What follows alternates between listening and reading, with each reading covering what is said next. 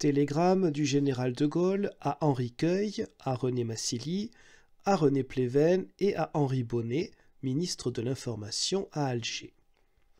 Londres, 6 juin 1944. Après 3 journées de présence ici, voici les conclusions que je suis amené à tirer des faits qui se révèlent et des entretiens que soit moi-même, soit M. Viennot avons eus avec Churchill, Eden, Eisenhower et d'autres. Premièrement, il est certain qu'en nous adressant son invitation, le gouvernement britannique savait que les États-Unis ne seraient pas présents aux conversations. Deuxièmement, le gouvernement britannique n'avait fait aucune opposition au discours adressé aujourd'hui par Eisenhower au peuple français. Ce discours était imprimé depuis 15 jours à 12 millions d'exemplaires.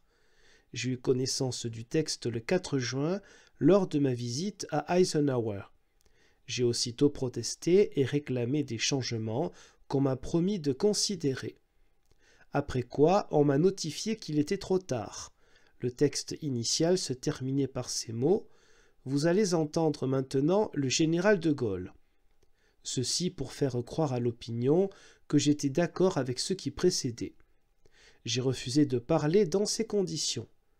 C'est pour cela que mon allocution a été faite à part des autres.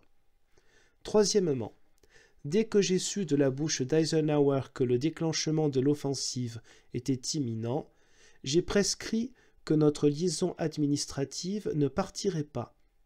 Faute d'un accord avec les Alliés, cette liaison, telle qu'elle est constituée et préparée, ne pourrait servir qu'à sanctionner par sa présence la MGOT que les Alliés sont en train d'établir en France.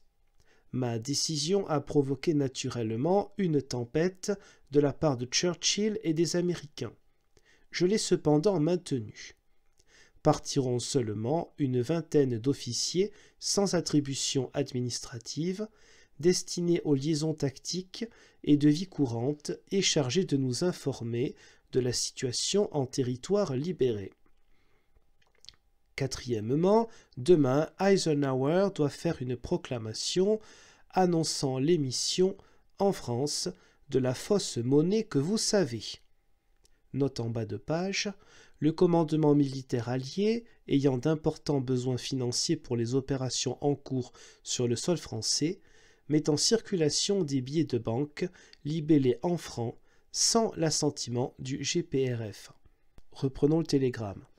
Toutes nos protestations ont été inutiles.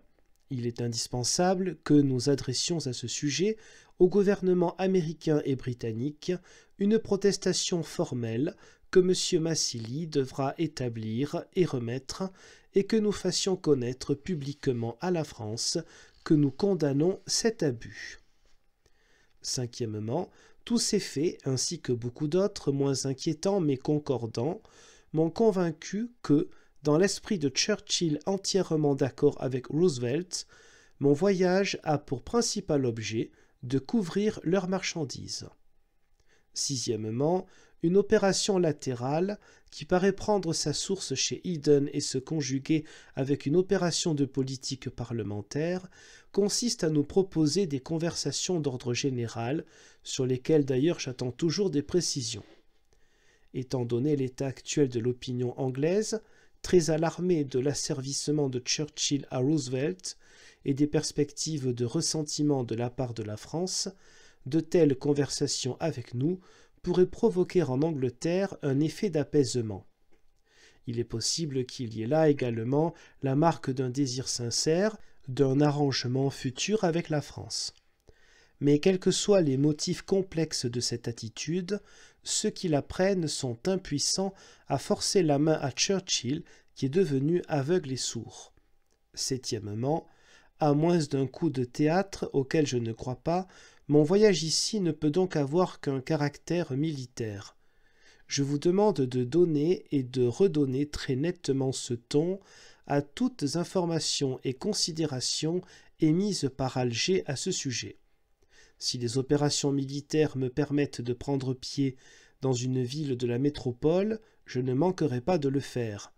Cela est possible car la première phase de l'offensive se déroule d'une manière satisfaisante, avec de très puissants moyens. De toute façon, je compte rentrer à Alger prochainement. Huitièmement, qu'attend M. Massili pour notifier aux puissances étrangères que l'ex-comité s'appelle maintenant le gouvernement provisoire de la République française? Neuvièmement, je prie M. Queuille de donner connaissance de ce télégramme ainsi que du précédent au gouvernement.